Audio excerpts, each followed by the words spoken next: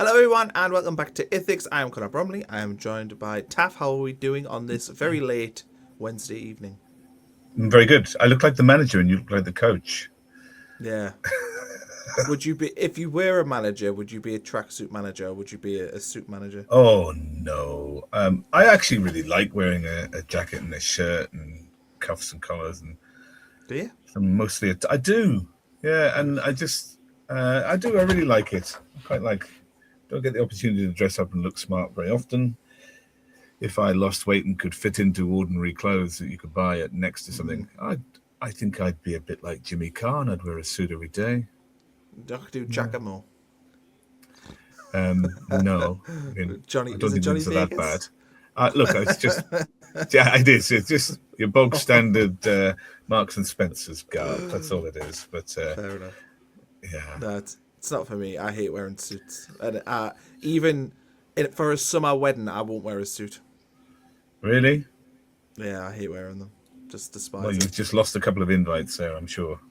Yeah. Although I do have to wear them when I do tours. I have to wear a Sunderland suit. Do you really? They gave you a suit. No, no. I have a suit, a Sunderland suit from when I worked there 6 years ago. That they asked, does it still fit? And fortunately, it somehow still does. So I wear my 6-year-old Sunderland suit.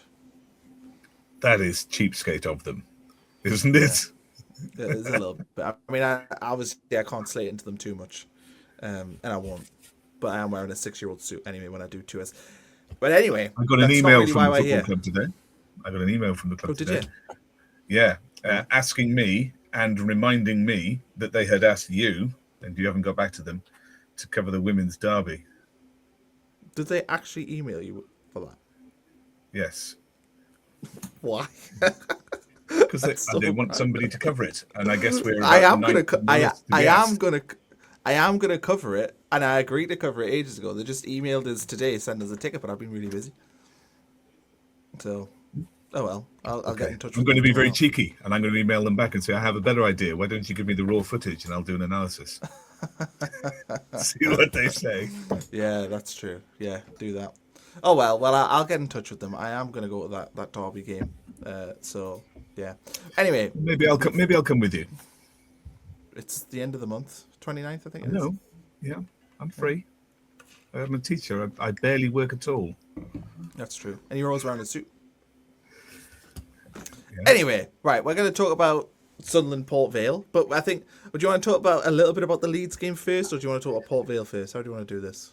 No, let's close off stuff to do with the Leeds game. I know there's a lot of content out there, but perhaps we can do our slight tempered review after the excitement of our post-game watch along. So yeah, I think we can do something there, can't we? Yeah, there's plenty to talk about with Leeds. I mean, I'll let you speak. I've been with James today. We did a show, and to be honest, James had a good 10-minute rant about that game and his sort of And what was annoyance he at ranting about? just the media sort of perspective of it, of how anti-football Sunderland were in the Leeds side, where they're outraged, so outraged by how we played, but yet if the roles were reversed and Leeds went away to Sunderland and won in that What I manner, mean, I what do mean, they they wouldn't be mean? complaining. What do they mean by outrage? I mean, look, I don't even know if I can present these things You need me to. because I might be logged in. I don't know. Wait a second. I think I can do it. Here we Oh, go. there we This go. is our XG, your favourite topic. It's not clear where Sunderland's penalty is, I think, but Yeah. but I tell you what, I think this is something we all knew. The first 20 minutes for sure, and certainly the first half, we struggled to get into the game. And I think it was a case of if we can get past half time and we can introduce Xhaka and introduce Traore, we'll get a grip on the midfield. And quite happily, just after we brought Xhaka on, they took off a midfielder and made our life even easier. Yeah, it was Stupid weird. Farke. It was stupid. You know, that's where they were pommeling us first half. And we bring on Xhaka to have impose a bit more control. and they just make it easier to do that. Chasing a goal is daft. I But mean, I think if you look at this XG here, considering Leeds had to win, I mean, especially if we've seen the results on Wednesday night, Leeds are now bang in trouble. But this was a game they had to win. That at home isn't good enough, is it?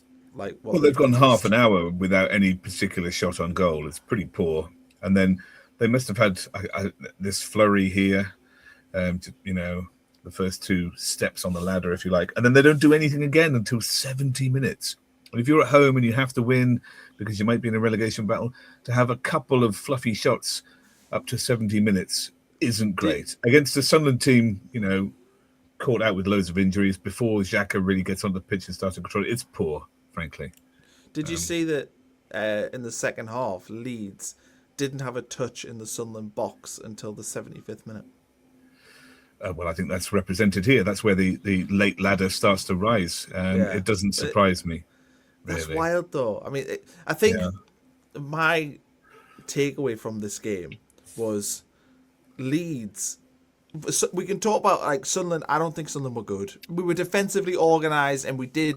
I think our press actually was quite good. When I thought back to the game, what we did was making Cardolo hit the ball long, and basically we swept up every header.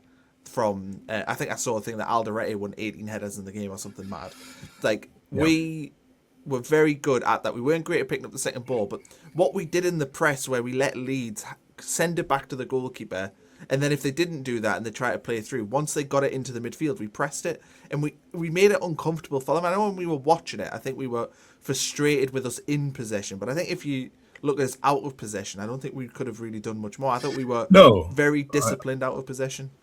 I agree with you. And I think that this is the point. And it was the same against Coventry last year in the playoff semis. I think people just misunderstand, or if you just watch the game as a kind of, passionate viewer, then you just see they've got a lot of ball, they hit it a lot, they're most likely to have something that goes in the back of the net. But it's a very, very simplistic way, I think, to look at football.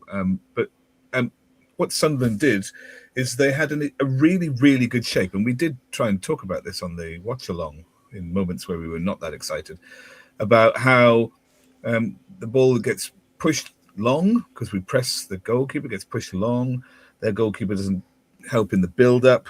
And also that we push the ball wide and we sit very tight and very deep, and we're quite happy for it to go down the flanks. And this is why they don't get that second half. They don't get into a touch inside the box because they're pushed wide. And you can have all the ball you like down there. And all it requires is for our centre-halves to play really well. We weren't great, particularly in the first half, at picking up second knockdowns, second balls, like you say. And we looked a bit out of shape in transition. But once Xhaka came on, we really controlled that. And I just have a couple of things to show you here that kind of emphasise the level of control we had in our defensive structure.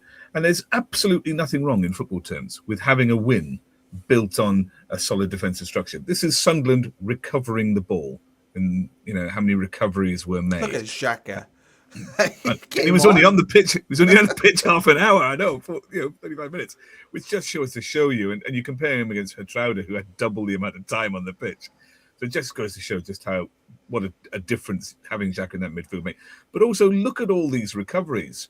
They're all in the middle of the park where we're talking about. That's where Sunderland made the battle be. And this is why they don't really get into the box, because we've got such a tight defensive structure there. And particularly the second half, we were much more ferocious in the press and the tackle. And I think it's been a while. That's not me. I had a phone call came up that said suspected spam. Oh. No, it said suspected spam. I've never seen that. They're not in my phone book. Yeah. So I just think that I've never seen a map where all the recoveries are so banded across the middle. So I think it's really, really clear and solid the way we played. And if you look here, you talked about Alderete. You look here about Sunderland player heat maps. How many events in the game are players involved in? And top of the pile by 10 more than anyone else on the pitch is Alderete. He was involved in everything. And the place he dominated most of all Look at that square on the left side of the centre half in the 6-yard box. Just nothing is getting past him. And he was a dynamite in the air and at corners and at free kicks. Unfortunately, I think the only one that got past him was the one that was disallowed. So that doesn't count in any of these statistics. But, he's just absolutely solid. And interestingly, because he kind of got ignored in all of the praise for our defensive work, Hume, look at Hume there in third place. You look at Lafay. Yeah, well, and we said in the preview that if I was Leeds, I'd be attacking their right-hand side. Well, they did. And Hume and Lafay stood firm by the looks of it, and Alderete as the left side of centre-half. So Leeds did attack that left side. And those three, I think, deserve really big credit for, just for the dominant performance that they had. So it's really pleasing. And I think that both of those things kind of show that... where am I? At this stage. Am I in the right place? Which one have I got to remove? That one. Is that the same one? It's the same one. Yeah, remove that one. And put the heat maps back. I like the heat maps. So I just think it was a really solid performance in the middle of the park. And all of those naysayers who like, negative football, I just don't think they really understand the job that was done or what's required. I think also the negative football thing, right? It is not the job of Sunderland as an away team to entertain the home. I saw this on the Square Ball podcast, which is a very good podcast, by the way. But I saw them talking about this on their review, and they'd said, people have spent 40, 50 quid to go to this game for a ticket, and that's what they've had to watch. And it's like, that's not our problem. It's Leeds' when you're the home team, you are the team that has to entertain your fans. You are the team that has to take it forward. I mean, you talk about the type. I mean, the ball was in play for 50 minutes of the game, right? That is obviously shows that, there was a lot of stoppages. But Leeds were responsible for 23 minutes. We were responsible for 33 minutes of that. Obviously, 33 minutes is a lot, but Leeds still at 23 minutes. They were taking ages on long throws. Why did they even do long throws before Biol came on the pitch? When Biol came on, fair enough. But before that, they had no success with them. Play it short, get the ball back into the game. Whereas they're playing into our hands, letting us slow it down by when they get a throw in, they take a minute to chuck it into the box. I think they got very frustrated by the fact that we set up so rigid and solid defensively. The emphasis was on them to come at us and break the game down. A draw would have been perfectly adequate for us. So they've got to come at us, and they couldn't. And there was very little that they could do to get consistent, clear-cut chances. And I just think that's frustrating for them. Once they go behind to the penalty, I think the Farke is all over the place. There's a whole load of substitutions that make the team a bit disjointed. And relinquishing that midfield where they'd had such success in the first half was just bizarre from Farke. But thank you very much. Part of the reason they get lots of XG and chances in the last sort of 10 minutes is because we sit back very deep just to try and defend that very successfully, I think. Do you not think that what was the thought process at Leeds before this game? They will have known that Sunderland would have played in this way. Even if we had a fully fit team, we are likely to approach this game in a defensive manner. We are going to go with a low block to try and frustrate. So when he sets his team up, do they not watch football? Are they not watching Sunderland and going, how do we beat these? Well, we need to have more aggressive attacking players on the pitch. We need to make sure that when the ball is pumped all the way up the field, as it is all game, we win every single second ball. We get players around Calvert-Lewin. They weren't doing any of that in this game. And it just makes you wonder, what preparation did they actually do? Because I could have told you how Sunderland were going to play in that game. It was obvious how we were going to approach the game. They were winning second balls on the halfway line. And really, they should have been trying to win second balls on the 18-yard line. And they were not putting the ball in there to do that. I think when they went wide, they didn't have runners on the inside, like the half spaces, just inside those sort of lines of the 18-yard line. They didn't have that. When they had the ball out of defence, and we would press in the final third. They didn't try and entice our press there. And if they did, they certainly didn't play through the middle quickly then. No. But I think Crystal Palace are a really good example of a team that play really quickly through the middle. They press. Their press was a bit bizarre as well, because they would press in the final third, but then a bit like us, they would not press in the middle third and they would drop off. And actually, with their numbers in the middle of the park, they really want to press there and turn us over quickly and get in behind us, because if they are going to face a low block, we are going to be defensive. We're happy to sit there and cover a point. They have to try to win it. And so they have to find ways to pull us, to either transition quickly or pull us out of shape. You've got to draw us on further up the pitch, or you have to play into the spaces, be that around the middle, through the middle, because you've got numbers, or into the half spaces if you can make width against the defence, which we wouldn't, because we'd just tuck in a second line in front of them. And there just didn't seem to be any understanding of that. They did try to attack the right, which I thought was a fair effort at trying to observe where we might be weak. But you can see here, and I don't think he's got enough credit for the game. This is Hume's heat map. I mean, he's done a solid job there. And you can see him third on the list. We talked about this. He's done a solid job defending that there. And also Siddiqui. Some people like Siddiqui's play, but I don't know where you think Siddiqui is covering on the pitch. Honestly, I felt like Siddiqui, I would guess he didn't have a ton of passes and stuff in the game. It just felt like he was running all over the place. I've got no idea. Where do you think he's most active? All over the place? Well, actually, no. He is helping support that left side. Yeah. And look at where he is strongest. All of that defensive work that he's doing. We all the way down that bottom corner. In the preview, where we'd said that if Lefebvre plays on the left, Siddiqui does kind of have to do that. Yeah, so we were really solid. I mean, they did try and target that left-hand side for Sunderland, but we were very, very solid. And just out of interest, I know there's been a lot of attention for Luke 09.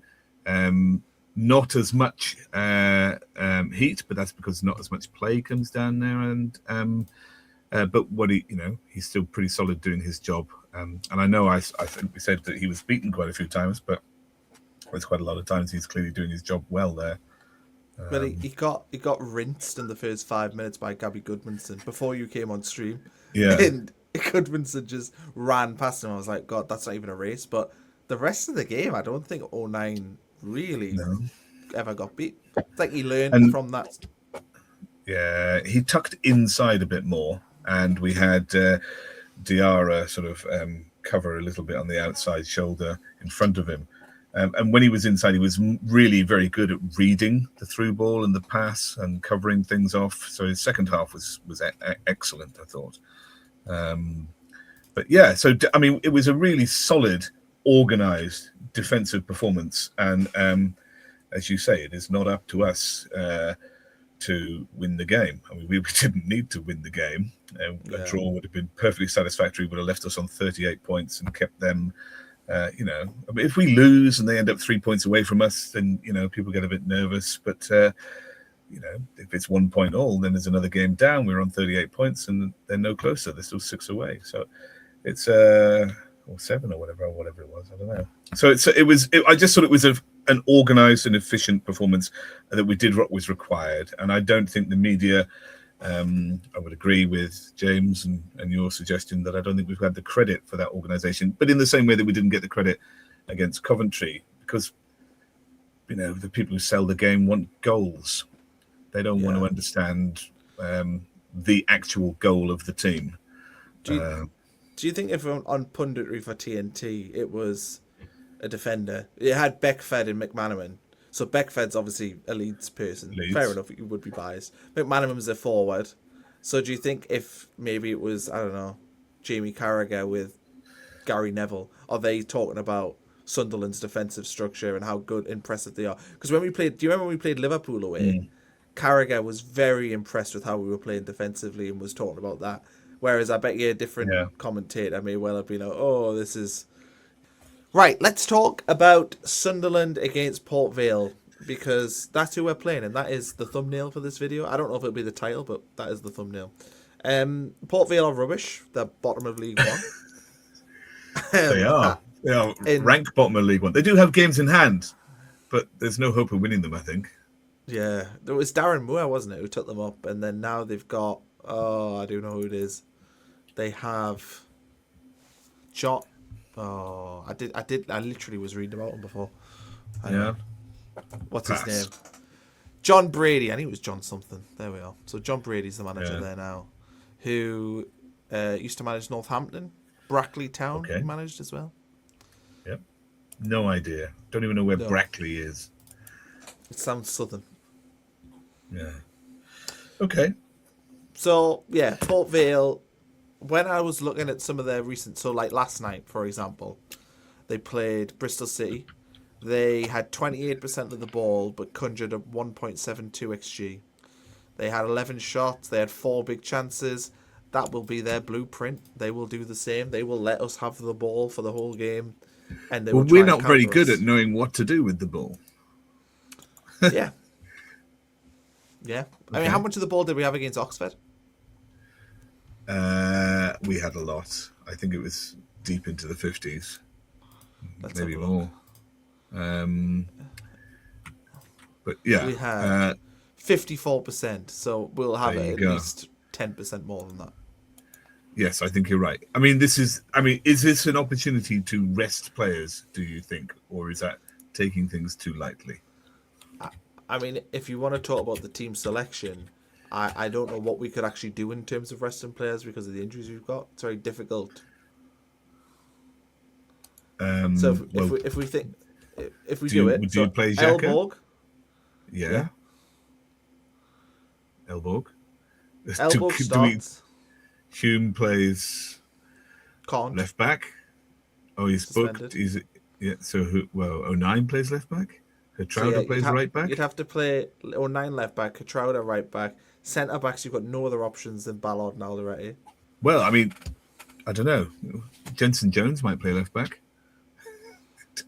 Well, I suppose they could put Luke O'Nine. He's made the bench. He's made the bench. You put Luke O'Nine in the centre half. If one of Ballard or Alderete can't say, because we know Alderete's had a niggle recently. Ballard missed the last FA Cup game, so maybe one of them comes out and O'Nine goes in at centre back. And who do you play at left back then? Well, it's gonna have to be a young prospect. Jensen Jones. Is he a fullback? I think, is he? We do have one. We definitely do have a left back who's been in and around, who's been on the bench. Sergen, we don't actually know what's happening with Sergen. Is he? He's supposed to be injured, and his suggested return date is Saturday. So I can't imagine that he will play or that he will be fit to play. He's due back on the 7th. So well, that means he would be ready to play. Well, yeah, but I mean, it's not often that people who come back from injury play a full game the same day. It's not like though he's been out for like 2 months. Or he's been out for 2 weeks. 2 weeks. Yeah, I don't even know what the injury was. I don't think so. Yeah, I'm not sure that we can play any difference. I just want to have a quick look, if I can, at our bench at the weekend, because that will give us an indication of who our defensive fullbacks and whatnot might be. If we look at the game we played last time, we had Jensen Jones would have been our only defender on there. Yeah, and he's the only defender on the bench against Leeds as well. So, I mean, if you're looking for an extra left back, that's it, really, I think. But then it means you've got no defenders on the bench. So, well, no, you could have Alderete on the bench and hope he doesn't have to play too much. Yeah, true. Or Ballard if you wanted to rest the other one. Yeah. But I think that because we've now hit the 40 points, and that's the objective, Sunderland won't be going down. Not that I ever really thought they would after about Christmas. Sunderland aren't going down. So the FA Cup, I think, is the most important thing for Sunderland this season now. I think we are one game away. Did I say the quarterfinals or the semi-finals? But we're getting closer to my hot take being true. I think you said the semi. Yeah. Because I mean, we are. It was going to Wembley again. Yeah, yeah, fair enough. I mean, we're one game away from that, and we really should beat Port Vale. Like you said, bottom of League Two, no hope of not being relegated to League One. Well, there'll be League Two next season, that's for sure. But do you know anything about their? Do you know anything about their passage to the 5th round? Because in actual fact, this is a relatively momentous moment for Port Vale. I can tell you about their passage if you like. Go on. This is the first time they've reached the fifth round for 30 years. Who's that manager? Wow. John You Brady. named him a minute ago. There you go. First time they've reached there in 30 years. But what a run they've had. In the third round, they played... Third or first? First round. In the first round, they played... I've got to get the entire name correct here. They played Malden and Tiptree in the first round. Any idea? Okay. Take a guess. Take a punt. What division Malden and Tiptree are in? All right. I feel like I know because I can see the league table on the screen. The English pyramid system. Where do they sit in the English pyramid system? Well, they're going to be 7 or 8, aren't they? Step 4, maybe. They're in the Isthmian Premier League, which is on the right-hand side in the green column of level 7. Yeah. Step 3. Which is the equivalent to what we would know as a Northern Premier League. Yeah. So name me a Northern Premier League side. Hebburn Town. Well, there you go. So that's the standard they beat in the first round of the League Cup. To be fair to them, Malden and Tiptree are top of the equivalent. Oh. They're top of the equivalent of that division right now. So they were, they'd earned their place in the first round there. But imagine pulling bottom of the league Port Vale and losing to them. They'd probably be a bit disappointed with themselves. And then in the second round, go on. I was going to say, to be fair, again, if you're in the FA Cup first round, the best you can hope for is League One. So probably win. Yeah, I suppose so. But you hope to get past that a bit, maybe. But also you'd want a bigger team at the top of League One, wouldn't you? Yeah, but you could also have got knocked out against Fylde in the National League North, who've got no fans. Yeah. Okay. Who self-shielded last night. Could be in the National League next season. Self-shields. Well, they've been saying that for some years now, haven't they? Yeah, but I think they will this year. I think they'll do it. The top. I don't even know who the manager is. They've had Arca, they've had Phillips. Who's their manager now? I do know this. This is terrible for me. I even watch South Shields. Just move on. I'll Google it so I don't embarrass myself even more. Okay. Well, who do they play in round 2? They played another. It would have to be another League One side, wouldn't it? League One or lower. They played Fleetwood Town, mid-table, League Two side. Ian Watson. And then there you go. They played a mid-table League Two side in Fleetwood Town in the second round, and the third round of the FA Cup, where all the big teams come in, they played Bristol Rovers, or maybe it was the other way around, who are lower half of the League Two. Maybe there's that League Two and Three round, and then they played last round they played Bristol City, so they've been to Bristol twice for games. But really, they've had a relatively easy run to the fifth round, and now they meet us. So it isn't as though they're playing well, bottom of their division. It isn't as though they're scoring a hatful of goals, as you pointed out. They've had a lucky run on each stage of their journey, with the exception of the top of the table, Isthmian, Malden and Tiptree. They've struggled to score, so they beat them 5-1 in round 1.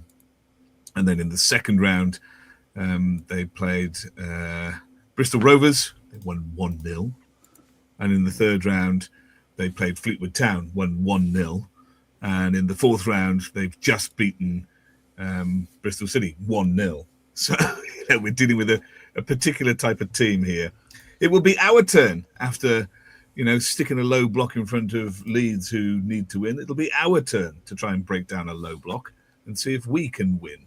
So it might be a nice shape to the week, really. Yeah. If we can do that, I see no reason why we can't. If you look at the team Bristol City put out, Bristol City put a pretty strong team out in this game. I don't think that they had many. I mean, Emil Reese didn't start, but came on.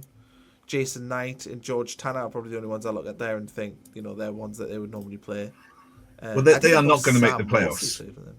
I don't think they're going to make the playoffs. So, they're only 7 points off the playoffs with plenty of games. They cashed in, though, in January. They sold some players. So they will have looked at the chance to get past Port Vale and thought, look, hey, Sunderland, probably nothing to fear. We played them recently, and it won't have been, they would have fancied having a chance against us, I imagine, given that we were in the same division as them last year. I know we're not the same team at all, but they would have fancied a chance. And so they would have looked at getting past Port Vale as well. Sunderland in the 5th round. Who knows? Our season might go to a quarter-final. So, I would have expected them to play a good side last night. But well, it looks like Port Vale. I've been on the website for tickets, the ticket information, and it looks like they're expecting the game to sell out because they've got priority things in there. So like season ticket holders, then it's people with a certain amount of points and stuff. You would expect this is probably the biggest game Port Vale have played. Well, not the biggest. Obviously, they will have played promotion games and stuff, but the biggest one-off match that they've played in probably, well, you said 30 years, wasn't it? So, I can tell you. Yeah, it's first time they reached the 5th round in 30 years, so it's the biggest game in 30 years, Connor, for Port Vale, surely. Unless they've had a promotion. It's a really big opportunity for them, like to do something, and I think it's good for them as well. We played them in the FA Cup about 8 years ago. Do you remember? I do not remember. All I remember first round. Did we? That must be one of the rare cup games that we have won. Yeah, we beat them under Jack Ross. Right. Was it 1-0? Was it 2 maybe? Jack Ross's team scored 2 goals. That must have been accidental. Well, you've got to remember that the FA Cup first round's like October, isn't it? So it was when we were actually all right at the start of that season. Yeah. And then he just lost all his bottle, didn't he? Yeah. But I think on average, in League One, Port Vale average 3 shots on target per game in League One. Really, if we put out a strong side, they shouldn't have a shot on target against us. No. You'd like to think. They are bottom of League One statistics for goals per game. They average less than 1 goal per game. So surely this is as much of a shoo-in as we've ever had to go far in the competition since we drew Millwall. I mean, Millwall in the semis that year. We're at least a championship team. I know, but we all thought we were going to win that game. Yeah, I mean, you were talking about how much you liked Millwall quite a bit recently, but I still hold Tim Cahill. Well, it's Tim, the curse of Cahill. Yeah, it's him. I don't really. Yeah. But I think the things that can go against us in this game, the pitch is horrendous. Yep. That's a factor that you have to consider. We are used to playing on. Won't matter if if they're defending. Won't matter if they only get 3 shots against League One teams. I mean, they're not going to do very much. It's not like they can challenge us in the air, is it? Well, we're quite physical. If we lined up with Ballard and Alderete, their hopes of hitting long balls and stuff probably isn't going to work. Elborg, for him, it's going to be an interesting afternoon. Are you tempted to maybe play somebody like Simon Moore because Simon Moore is used to this sort of game? Is that something they could do? Yeah, maybe. Does that make sense? I think I don't mind. I think Moore or Elborg should be capable of being decent in this game. But I mean, you hit a bunch of long shots, bobbly balls. I mean, it would be absurd if some bobbly ball went past a knee or something like that, wouldn't it? But who knows? They're only going to have long shots. Yeah, well, maybe. But I don't think they will be attacking very much set pieces if they get them. But they're not going to be up the field very much. We'll have an awful lot of possession, like you say. They rank less than 1 goal per game, 3 shots per game. And this is against League One teams. And we're a Premier League outfit. It's just... I just can't see it here, but it's a typical FA Cup banana. It's going to be horrendous if we lost. It really that's the thing, though, because this is why the FA Cup's good, because this can happen. We saw Macclesfield beat Crystal Palace, beat the FA Cup holders. That's the biggest upset of all time, I think. The biggest gaps in divisions. Yeah.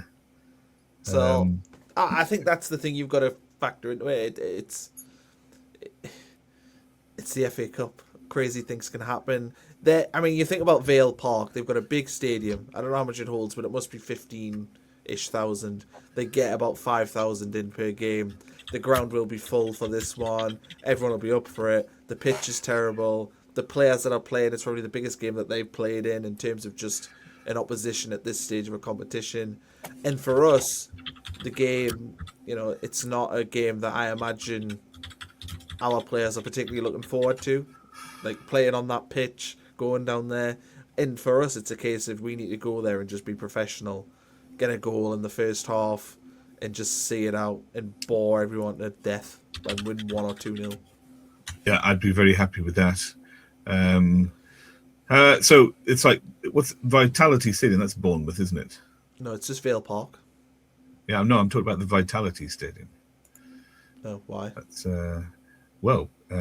Capacity. because the capacity for Bournemouth Stadium is 11,000, and Vale Park is just shy of 17,000. Yeah. And the stand, proper football ground, not like a modern one, where the stand is right on the pitch, sort of Berlin grounds, old West Ham Stadium stuff. So it will be a bit like not as close as Luton's is to the pitch, but it'll be a proper old football stadium, and they'll sell it out. So it'll be a great atmosphere for a cup tie on something that looks akin to the school field. but yeah, they surely they can't. I mean, how much do you change players? Well, we sort of half did our starting 11, so let's do that. Let's do our starting 11s properly. So, yep. I think Elborg will start, even though I do wonder if Moore might get in, but I think they'll go with Elborg. I think it's a big trust in him if they go with Elborg. So I think he starts. I think they'll play Alderete and Ballard. I think they'll both play. Then it'll have to be Hume in 09. No, Hume's out. It'll be course. Hertrauder in unless 09. Sirkin is Hertrauder in 09. 09 on the left, yeah. Depends. If Sirkin is fit, you might rest the centre half. Yeah. Or if they think Jensen Jones is capable, I could see them pulling that one in the centre halves and putting on, because 09's played centre back the whole competition, and 09 is not going to be bothered about playing at Port Vale. Like, he's going to have no issues with that. There won't be any VAR, right? There is there. No, there is. You've said. Oh, there is. Is it VAR at Port Vale? This would be interesting. Yeah, they have to install a screen. Yeah. But yeah, midfield, I think Xhaka will play. And I think Chris Rigg will play. I would have said this is a game that Chris Rigg should start. Yeah, and then I think the other player who plays, I think it all depends on fitness. I think it depends of Lefay, Diarra, Siddiqui, which one of them three. Diarra looked worn out, and he looked like a rest would do him some good, actually. And you've got to remember as well, he's come back from quite a serious injury, so yeah. I think Diarra probably does come out. I think I'd be tempted to say that you'd go with Lefay. Yeah. Then that's very attack. Do you want to go attack? Do you want Lefay and Rigg? Is that fine? Probably is. I don't. So Xhaka, Lefay, and Rigg. Yeah. Okay, and then your forward line. I think I'm going with you for the minute. Talbi, Angulo, and then I think you'll play Mayenda. I think he'll play Mayenda. I'm not sure I'd play Talbi. I mean, why not? I know that I'm not sure he'd be. I'm not sure he'd be up for the physical fight or the defensive requirements that might be needed, although they won't have much of the ball. I think he's a really good player with the ball at his feet. He's capable of some great skill and nutmegs, but you're not going to get much control, or you have far less control of the ball at your feet on that pitch. So I'm just, Angulo, it's got a bit of bite about him. I would be all right with him. I don't know if we've got anybody else. Angulo and Talbi is probably, unless you played Isidore and Mayenda. Well, I don't think the pitch is good for Mayenda either, for Isidore either. And Isidore wants to be on the break. I don't think he wants to be on the break. He wants the ball at his feet as well. So maybe not. Is it possible that you maybe play 50 minutes of Alexic? Can you risk that? To give Traore more time? Or do you just start Talbi? Didn't he? Is he? Is it? Oh, he went off again, did he? I know he was. Yeah, but Yeah, they said that they I think can it's never a tell. recurrence of the same injury. So do we know that he's definitely out? I don't think he'll play this game. I mean, we don't know. Obviously, we've not had the press conference, but I don't think he's going to play. Because we've struggled for a right wing without him. I think it'll be Angulo, and I think it's possible Probably. even that they'll play Rig out there or Lefay out there. Well, I mean, I'd quite like to give Siddiqui a rest. I know the lad always wants to play, and well done to him. But didn't Siddiqui come he can't on play. Oxford? He's banned as well, out. isn't he? Yeah, he can't play. So he can't play. So it'll be somebody will be shouting at the screen, being like, "Siddiqui can't play. Why is so?" You got there, and you were trying your best to play Trey Hume as well. You did that about 3 times. I did. Yeah. You just want us knocked out in a technicality. We've also got Rig, Lefay, Xhaka, Harrison Jones. No, I think Rig, Lefay, Xhaka. I think it'll be Angulo, and I think you'll play Talby. And Mayenda up front. And then there aren't really many subs to speak of there. No. Moore, Alexis, Jensen Jones, Harrison Jones, Isidore. That's about it. Yeah. Do you put maybe Finn Geragosian on the bench, maybe? Yeah, maybe. I think you'll see maybe players like that, because if we were 3-0, we don't have enough subs to make it up. Yeah. I think. But either way, no matter what team we put out, we should be winning the game. We should do against a team like that. And are we going to do another confused watch along? Yeah, I think we should. I think a watch along makes sense. I think we'll do the same thing. So if we get on at 1, I think it's a 1:30 kickoff, isn't it? So if we get on at 1, watch along, then we'll do a live stream after the game, like an additional one to review it, because I think it makes sense to separate them so people don't have to sit and watch. You know what I mean? It means people have to fast forward a certain amount of time. So, yeah, I think we'll do that. And then next week we'll do propaganda. There's lots of it. There we is. Sent some stuff as well. Somebody also sent me a question on YouTube, quite a long one, about the media coverage of Sunderland, which I think we can include in propaganda. So we'll talk about that as well. Great.